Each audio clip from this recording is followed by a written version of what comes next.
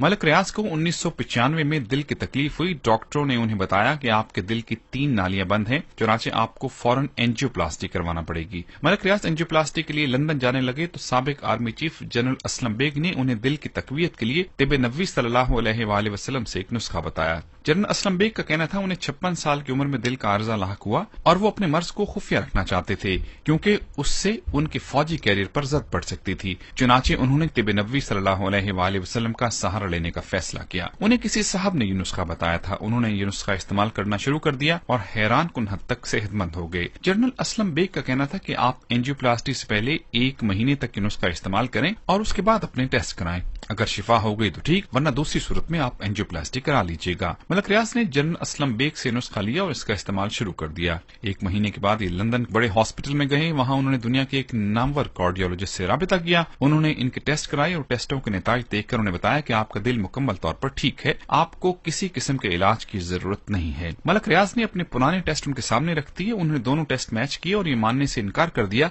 कि ये दोनों टेस्ट एक ही शख्स के हैं। बहरहाल किस्सा मुख्तसर, मलक रियाज पाकिस्तान आए। उन्होंने इस नुस्खे को अपना मामूल बना लिया। 2009 में एक बार फिर उसी अस्पताल में उसी डॉक्टर के पास गए। उन्होंने दोबारा उसके टेस्ट लिए, पुराने टेस्ट देखे और उसके बाद ये बताकर हैरान कर दिया कि 1995 से लेकर 2009 तक उनके दिल में किसी किस्म का कोई फर्क नहीं आया। उनका दिल मुकम्मल तौर पर सेहतमंद है और ये खाएं पिएं और मौज उड़ाएं। मलक रियाज ये नुस्खा आज भी इस्तेमाल कर रहे हैं और अपने बेशुमार दोस्तों को भी इस्तेमाल करवा रहे हैं। जनरल असलम बेग भी ये इस्तेमाल करते हैं और ये शायद उस नुस्खे की वजह है कि 84 साल की उम्र में भी न सिर्फ वो सेहतमंद और मुतहरिक जिंदगी गुजार रहे हैं बल्कि उनका दिल भी जवानों की तरह मजबूत है और आज भी टेलीविजन के टॉक शोज में कड़कदार आवाज में सवालों के जवाब देते हैं। और अब आते हैं नुस्खे की तरफ। ये नुस्खा बहुत सादा है। आप अजवा खजूर की गुठलियां लेकर पीस लें और उस पाउडर की आधी चम्मच रोजाना सुबह पानी के साथ निगल लें। इंशाअल्लाह दिल के अमराज ठीक हो जाएंगे। मैं आपको ये भी बताता चलूं कि तारीख इस्लाम में पहला हार्ट अटैक जंगे कादसिया के हीरो और फातेह ईरान हजरत साद बिन नबी वकास रज़ियल्लाहु तआला अन्हु को हुआ था। आपके दिल में अचानक तकलीफ हुई, नबी अकरम सल्लल्लाहु अलैहि